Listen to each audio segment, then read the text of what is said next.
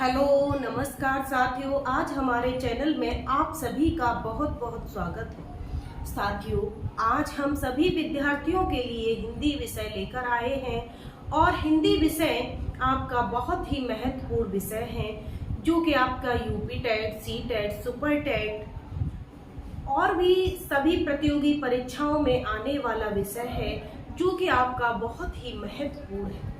तो साथियों, हम इससे पहले आपके लिए वीडियो दे चुके हैं जो कि वर्णमाला से संबंधित थी। आज हम वाक्य रचना के विषय में बात करेंगे कि वाक्य रचना क्या है। साथियों, हम वाक्य की बात करेंगे जब हम वाक्य को बोलते हैं तो उसका प्रयोग कैसे करते हैं। साथियों, हम अपने विचारों को पूर्णतः से प्रकट करने के लिए पद समूह को वाक्य कहते हैं। साथियों, जो मनुष्य अपने विचारों को या अपने भावों को प्रकट करने के लिए किसका प्रयोग करता है, कुछ पदों का प्रयोग करता है जो कि हमारे शब्द होते हैं और यही शब्दों को जोड़ करके वाक्य बन जाता है।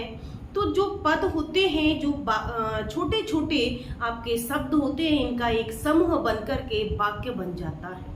तो साथियों, मनुष्य अपने भावों को, अपने विचारों को प्रकट करने के लिए पद या फिर शब्द समूहों का प्रयोग करता है।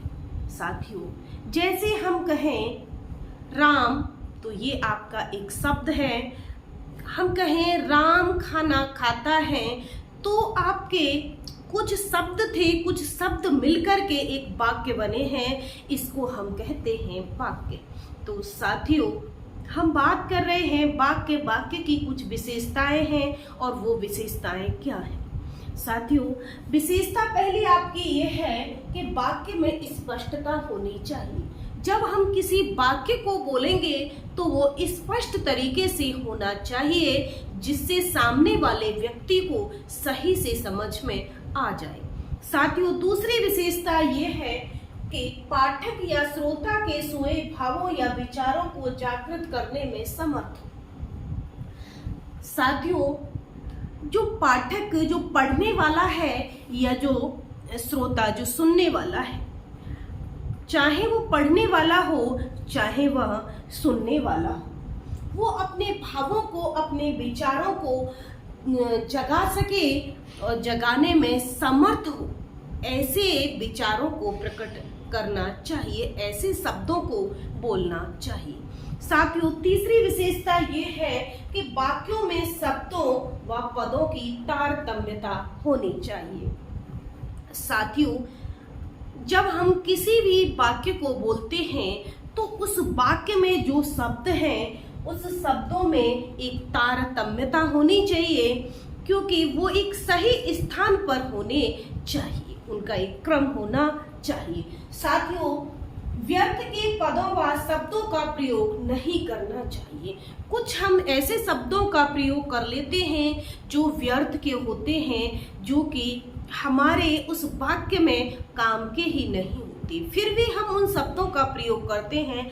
तो ऐसे व्यर्थ के शब्दों का हमें प्रयोग नहीं करना चाहिए।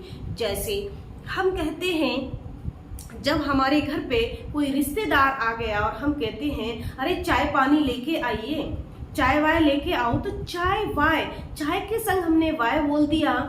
पानी वानी, पानी वानी पिलाओ, तो पानी के संग वानी बोल दिया। तो ये जो वानी शब्द है ये व्यर्थ का शब्द है। रोटी वोटी खिलाओ, रोटी एक सार्थक शब्द है लेकिन वोटी आपका एक निरर्थक शब्द है।